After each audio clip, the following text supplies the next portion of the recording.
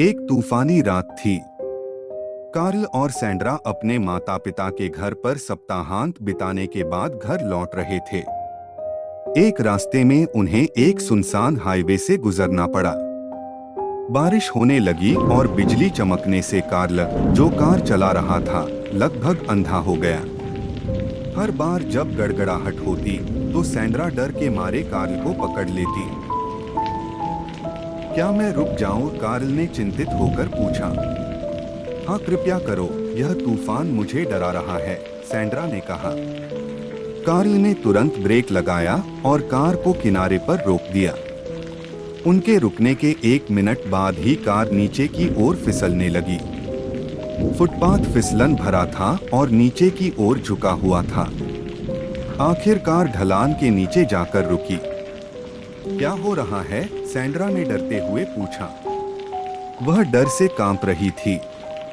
चिंता मत करो, यह सिर्फ एक ढलान है, कार्ल ने अपने डर को शांत करने की कोशिश करते हुए कहा। कार्ल ने तूफानी रात में बारिश से भीगी हुई खिड़कियों से देखा। बेहतर होगा कि मैं जांच कर लूं कि कार क्षतिग्रस्त हुई है या नहीं, कार्ल ने कहा। क्या तुम्हें सचमुच बाहर निकलकर जांच करनी है? यह डरावना होता जा रहा है, सैंड्रा ने कहा। इसमें बस 1 या 2 मिनट लगेंगे, कार्ल ने कहा, और वह कार से बाहर निकल गया। कांच के शीशे के माध्यम से सैंड्रा उसकी छायादार आकृति देख सकती थी। कुछ मिनट बाद कार्ल मुस्कुराते हुए कार में वापस आ गया। फिलहाल कार ठीक लग रही है, लेकिन यह कीचड़ में पूरी तरह धंसी हुई है। हम दोनों इसे संभाल नहीं पाएंगे। हमें मदद की जरूरत होगी, उन्होंने कहा। हमें यहाँ और इस समय सहायता कहाँ से मिलेगी? सैंड्रा ने कहा। आधी रात से ऊपर जा चुकी थी। मुझे कम से कम कोशिश करनी होगी, कार्ल ने कहा। फिर उसने हेडलाइटें बंद कर दी और सभी खिड़कियों के शीशे चढ़ा दिए। उन्होंने कहा, जब तक मैं वापस न आऊं, दरवाजा मत खोलना। दोनों में से किसी ने भी इसका उल्लेख नहीं किया, लेकिन दोनों को वह घटना याद आ गई जो वर्षों पहले उसी स्थान पर हुई थी।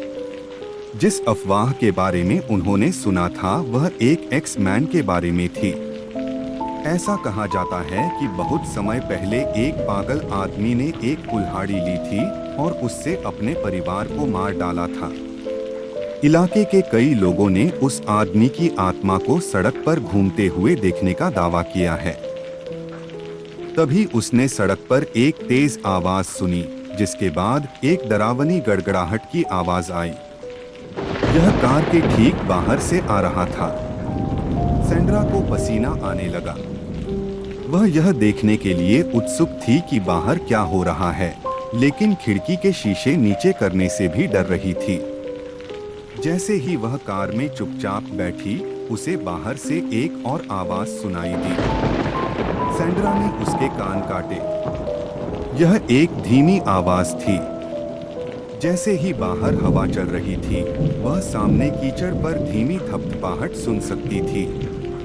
ऐसा लग रहा था जैसे कोई उसकी ओर चुपचाप चल रहा हो।